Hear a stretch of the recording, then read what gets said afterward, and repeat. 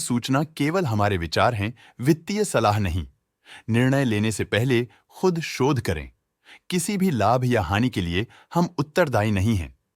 शैली engineering plastics ने अपनी नई शेयर होल्डिंग रिपोर्ट्स रिलीज की हैं, जो फाइनेंशियल ईयर के क्वार्टर और पहले हाफ को कवर करता है, जो जून 2024 के 30 तक चलता है। ये रिपोर्ट कंपनी के शेयर्स की डिटेल्ड जानकारी देता है, जिसमें promoters, promoter groups, foreign investors, public investors और सरकारी एंटिटीज शामिल हैं। पब्लिक द्वारा हेल्ड शेयर्स का परसेंटेज 41.86% से इंक्रीज होकर 2024 के जून में 44.66% तक का इंक्रीज से देखा गया। ये चेंजेस पेड है कि ब्लिक की इन्वेस्टमेंट कंपनी में क्वार्टर टू क्वार्टर इंक्रीज हुई है। DII डोमेस्टिक इंस्टीट्यूशनल इन्वेस्टर्स ने अपना शेयर होल्डिंग मार्च 2024 में 7.69% से जून 2024 में 9.49% तक इंक्रीज किया। ये बताता है कि डोमेस्टिक इंस्टीट्यूशंस ने कंपनी में अपना इंटरेस्ट 1.8% तक इंक्रीज किया है। फॉरेन इंस्टीट्यूशनल इन्वेस्टर्स के शेयर होल्डिंग में थोड़ा डिक्रीज आया 2024 के मार्च से 2024 के जून में, जो दिखाता है कि फॉरेन इंस्टीट्यूशंस ने अपने स्टेक को क्वार्टर टू क्वार्टर -4.6 से डिक्रीज किया है,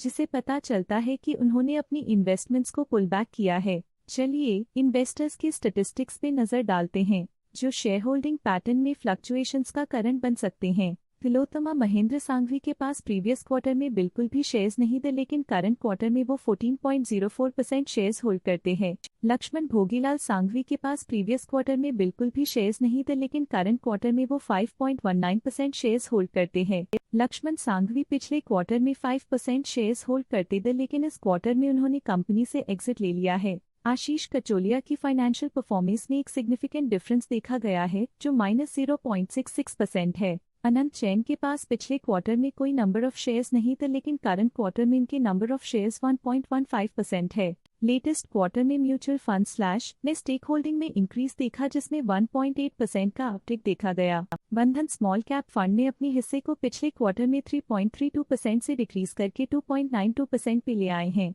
ये कंसेक्यूटिव क्वार्टर्स में -0.4% स्टेक्स डिफरेंस दिखाता है। Motilal Oswal small cap fund current quarter में 4.37% शेयर्स के साथ कंपनी में एंटर किया, जबकि प्रीवियस क्वार्टर में उनके पास 0% शेयर्स थे।